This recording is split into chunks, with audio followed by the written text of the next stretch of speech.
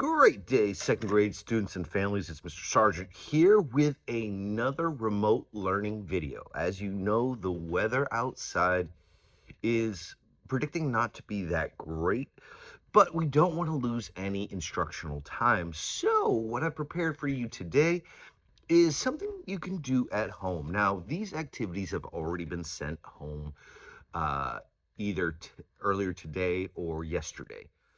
So these activities are meant to challenge the students, first of all, but also keep you practice with some great skills that you can learn and you can work on as a family and independently. So we'd like to have these activities done whenever we're not in school. All right. So let's go ahead and begin with our first activity, which is going to be our ELA activity. Now, Miss Daniels has sent home two incredible reading comprehension activities. The first one is called The Great Wall of China, and the other one is called What's My Name? So, what I'd like to do during this time, if you want to, is we can go ahead and read these stories together, take a look at the questions, but ultimately you're going to need to answer the questions. So, let's go ahead and start with The Great Wall of China. Let's put it right up here, and if you have it at home, you can read it along with me. Now, this is called The Great Wall of China by Cecilia Na. The Great Wall of China is one of the most famous structures people have ever made. It is sometimes called the Great Wall. The Great Wall runs from the east side of China to the west side. It runs along the northern part of the country. The Great Wall is now more than 2,000 years old. Some people believe it is 13,200 miles long. It is not a surprise that the Great Wall is one of the 7 wonders of the world today. People started building the Great Wall thousands of years ago during the Warring States period. During this time, 7 states of China were at war with each other. 7 different walls were built to protect these states from each other. Qin Shi Huang was the leader of the state of Qin. The state of Qin won the wars. So Qin Shi Huang became the first emperor of the entire country. Qin Shi Huang wanted to bring the people of China together when he became emperor. He wanted to break down the 7 walls that divided China. He wanted to build a strong and long wall that would protect China from people of other places. This wall is what we now know as the Great Wall of China. Now, incredible history, incredible story. With this story, you have 5 questions to answer, and let's just go over them. I'm not going to give you the answers, but maybe I can help you understand the question a little bit better. So if we look right here, we have our first question. Where does the Great Wall of China run? And we have our answers there, but if we go back into the story, now, my first strategy of what I would do here is I would number the paragraphs. All right. If we go back to our paragraphs, we can number them 1, 2, 3, and 4 for the next page. This way, you're going to be able to identify where we find the answers. So go back into the story and see if some of these answers are found in there. We have from the north side of China to the south side. We have the east side of Africa to the west side, and from the east side of China to the west side. Now, just reading those answers, I can tell one answer we can cross right off. And I think you know the answer too. All right? So go back into the story. Now, with the number 2, the text describes a sequence of events that led to the building of the Great Wall of China. What happened before Qin Shi Huang became the first emperor of the entire country of China? Now, if you don't know what sequencing is putting things in order. I know in my class we have been working on step by step putting things in order. What happened first, second, third, fourth, and so on. So go through the story again and find the answer to the question of what happened before Qin Shi Huang became the first emperor of the entire country of China. All right? The next one says, read the following sentences. Now, these ones are cool because the answers are going to be right in there, okay? It said, people started building the Great Wall thousands of years ago during the Warring States period. During this time, 7 states of China were at war with each other. 7 different walls were built to protect these states from each other. Qin Shi Huang was the leader of the state of Qin. The state of Qin won the wars. Now it says, based on this information, what can we conclude about China before the state of Qin won the wars? Here's what I want you to do. I want you to underline the word concluded. Now, that may be a tough word that we don't know what it means. Now, concluded means, what can we figure out? What do we understand? What do we know now that we read that? So after reading that paragraph again, and sometimes you may have to read it more than once, go back and find, what did we learn from that paragraph about China before the state of Qin won the states war, or won the wars, all right? And number 4, how did Qin Shi Huang want to bring the people of China together when he became emperor? Now, we're going to go back to sequence here. If you remember, things happen in the beginning, middle, and end. We know that Qin Shi Huang did not become emperor until the end. So where would we find our answer? At the end of the story. So go back to the end of the story to find the right answer. And number 5, what is the main idea of this text? Now, if you're not sure what main idea is, what is this entire story about? What is this about? Now, in your answers, you may have more than one answer that makes sense. You got to choose your best answer and the one that you can prove the most. Now, in these reading comprehensions, it's great to use strategies, but the best strategy you can use is go back into the story to prove your answers. What I'm going to be looking for and what Miss Daniels is going to be looking for is, did you find proof back in your story? All right. Now, for the second story, what is my name? We're just going to read it together, but I'm going to leave it up to you to answer the question. So get your what's my name paper out, and let's read this together. It's What's My Name by Peter Balmaceda. Her name was Magdalena. She liked her name. She thought it was pretty and different. She liked the way it sounded. The problem was no one called her that. Her mom called her Mags. Her dad called her Lena and Sweetie. Her brother Ricardo called her Sis. Her teachers called her Maggie.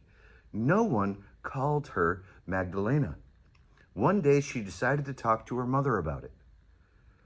Why doesn't anyone call me by my name? Magdalena asked. Her mother gave her a puzzled look. I don't know, her mother responded. Maybe because your name is long. But I like it, Magdalena replied. I like your name too. It's a beautiful name. I helped choose it. Then why doesn't anyone say it? Magdalena asked. My name isn't Maggie.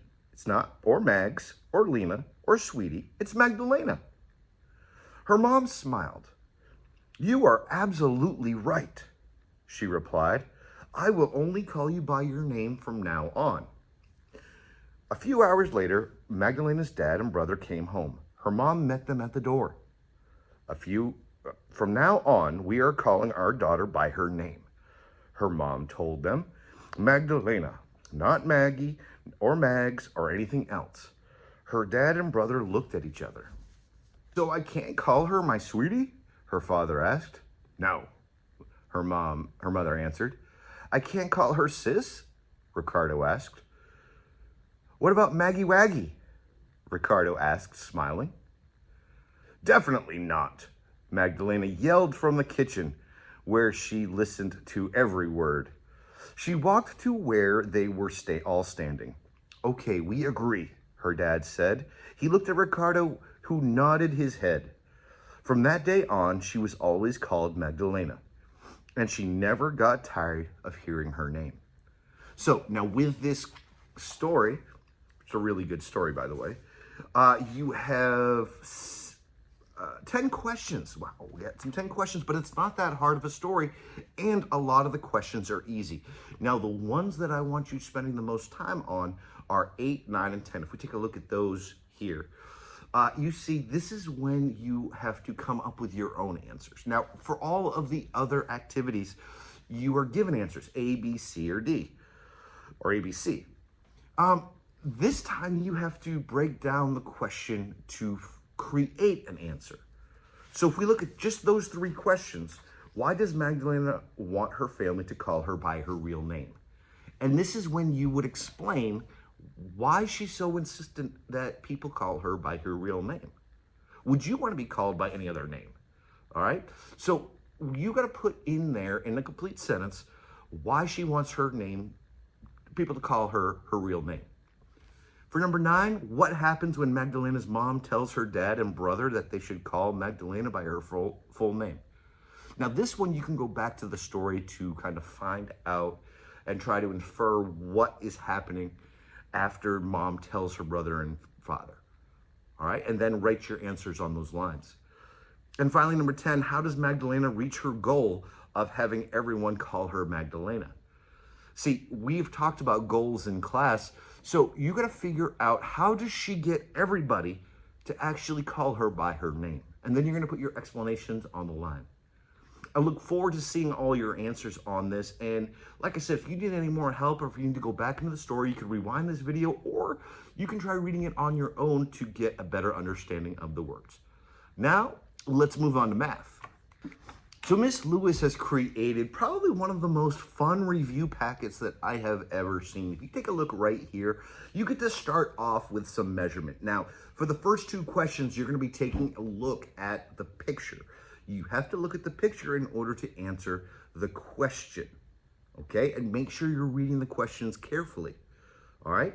Then there's some word problems, and if we go to the next page, you deal with some charts and some graphs. All right, this should be very simple. This is a great review for our iReady diagnostic next week. And if you look, it deals with measurement, data, graphs, charts, and you even, on this page, you get to even create your own chart about swim time, all right? Use different colors, be creative with it, but make sure that your information is accurate on this chart. Now, the one thing that I like about this packet is the extra practice. If we go to that now, there we go. If we go to the extra practice now, you will see we got some word problems, ladies and gentlemen. I'm going to tell you the secret right now.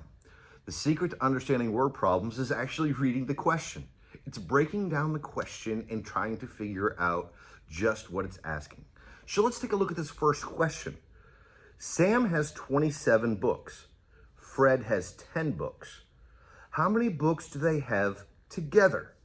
Now, there is a key word in that question. Can you figure it out? It's not how many. It's not books. It's that word together.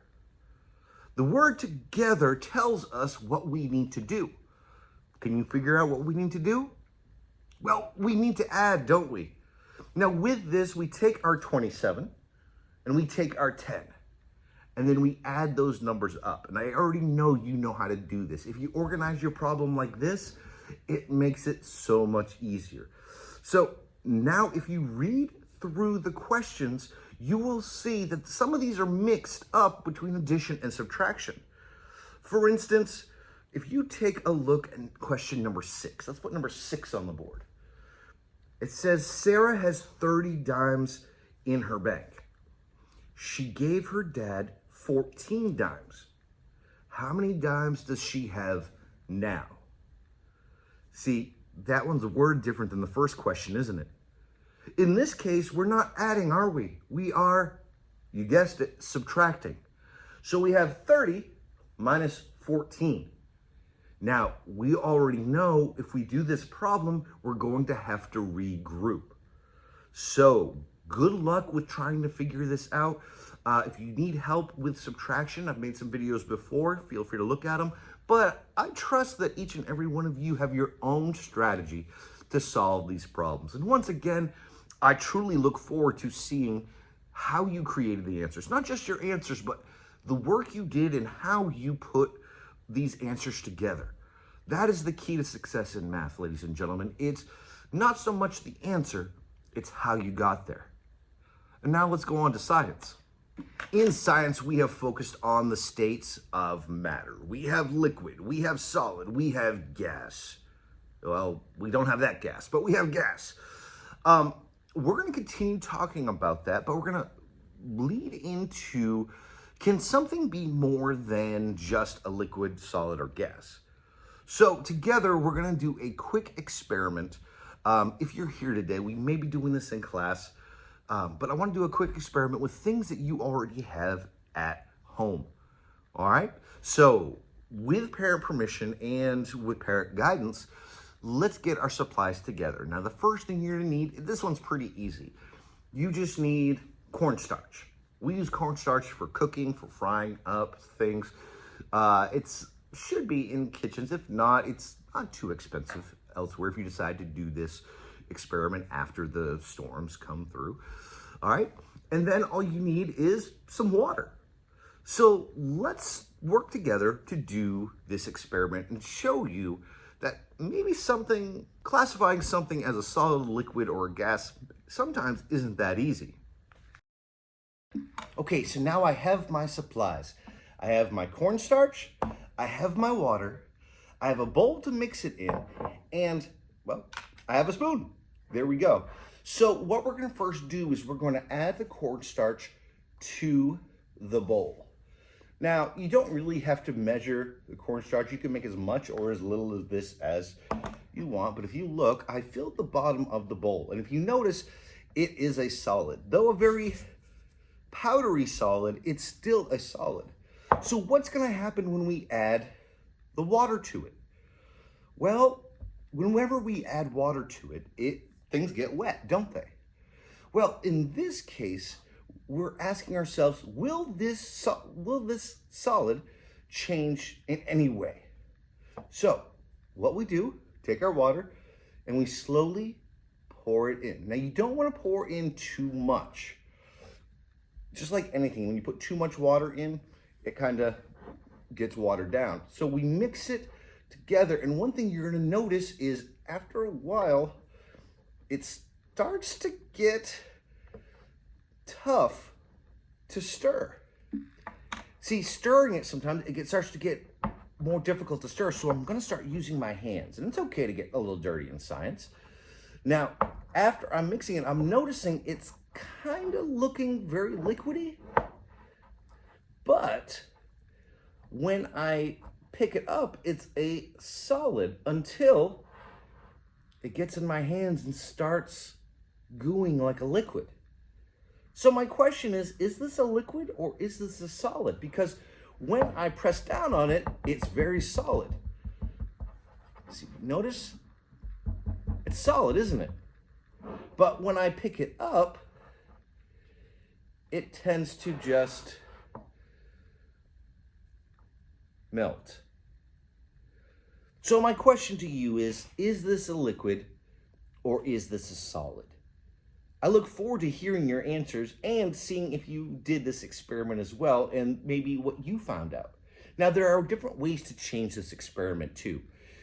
You could add food coloring to make it a different color, but it will stain your hands. But what I found interesting about this is it raised a lot of questions. If something is supposed to be a liquid, a solid, or a gas, can it be more than one thing? And that's the question I want you to answer for Monday. All right? Now, ladies and gentlemen, stay safe during the snowstorm. Have fun during the snowstorm. But most of all, be safe, stay warm. And I hope this video helped and you enjoy it.